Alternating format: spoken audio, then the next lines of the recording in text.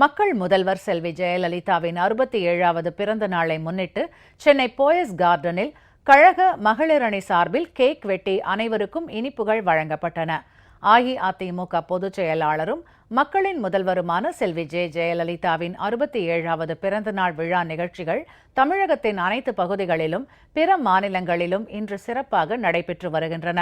Cake வெட்டியும் இனிப்புகள் வழங்கியும் ஏழை எளியோருக்கு நலத்திட்ட உதவிகள் வழங்கப்பட்டும் வருகின்றன. ஆலயங்களில் மக்களின் முதல்வருக்காக சிறப்பு பிரார்த்தனைகள் நடைபெறுகின்றன. மக்கள் முதல்வர் செல்வி ஜெயலலிதாவின் பிறந்த நாளை முன்னிட்டு சென்னை போயஸ் கார்டனில் கழக மகளிர் அணி சார்பில் பிறந்தநாள் விழா நிகழ்ச்சிகள் நடைபெற்றன.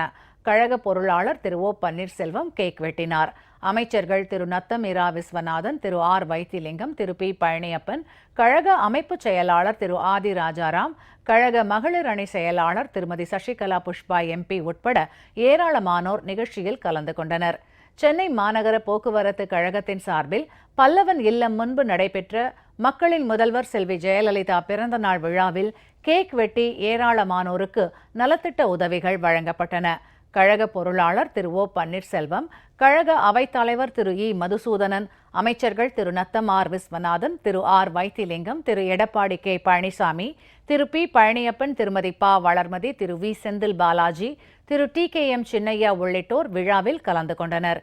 கரூரில் அதிகாலையில் நடைபெற்ற பிறந்தநாள் நிகழ்ச்சியில் போக்குவரத்து துறை அமைச்சர் திரு வி செந்தில் பாலாஜியும், நாகை மாவட்டத்தில் அமைச்சர் திரு கே ஏ ஜெயபாலும், இதேபோன்று கன்னியாகுமரி உள்ளிட்ட தமிழகத்தின் அனைத்து பகுதிகளிலும் கேக்குகள் வெட்டி பிறந்தநாள் நிகழ்ச்சிகள் நடத்தப்பட்டன.